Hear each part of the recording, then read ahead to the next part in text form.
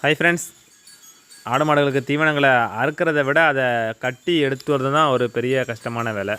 நம்ம ஆளுக்கு தீவனங்களை ஃபுல்லாக இந்த கதிரறுவாலை வச்சு தான் நம்ம தீவனங்களை அறுக்கிறோம். அதுக்கப்புறம் பார்த்திங்கன்னா தீவனத்தை கட்டி கொண்டு வரதுக்கு இந்த மாதிரி நூல் கயிறுகள் பயன்படுத்துகிறோம்.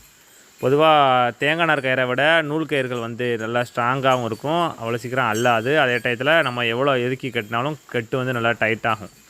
அதனால் நம்ம எப்படி இந்த மாதிரி சுருக்கு போட்டு தான் நம்ம தீவனங்களை கட்டி கொண்டு வரோம். நம்ம கட்டி கொண்டு வர தீவனம் பார்த்திங்கன்னா நம்ம எவ்வளோ தூரம் கொண்டு வந்தாலும் கெட்டு உலையவே செய்யாது, ஓப்பன் ஆகாது. நம்ம கொண்டு வரத கட்டை எப்படி இதை ரெடி பண்ணுறோங்கிறத பற்றி இந்த வீடியோவில் பார்க்கலாம்.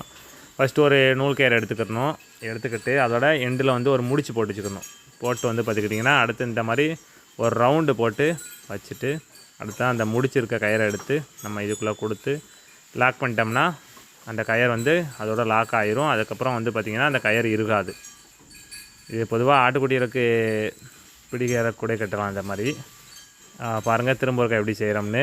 அந்த மாதிரி ஒரு ரவுண்டுக்குள்ளே இந்த கயிறை கொடுத்து இதில் லாக் பண்ணிட்டோம்னா இதுக்கப்புறம் கயிறு போகாது. நம்ம தீவனங்களை அறுத்து கொண்டு வரும்போது கீழே கயிறை விரித்து அதில் தீவனங்களை அறுத்து மேலே வச்சுட்டு நம்ம அடுத்ததாக பார்த்திங்கன்னா அந்த ஹோல்குள்ளே இந்த பக்கத்து கயிறை கொடுத்து எடுத்து நம்ம மாடுகளை கட்டுற மாதிரி லாக் பண்ணிட்டோம்னா நம்ம எவ்வளோ தூரம் கெட்டை எடுத்து வந்தாலும் கெட்டு ஓப்பன் ஆகாது. நம்ம கொண்டு போகிற தீவனத்தை கரெக்டாக கீழே எங்கேயும் விழாத அளவுக்கு கொண்டதெல்லாம் நல்லா டைட்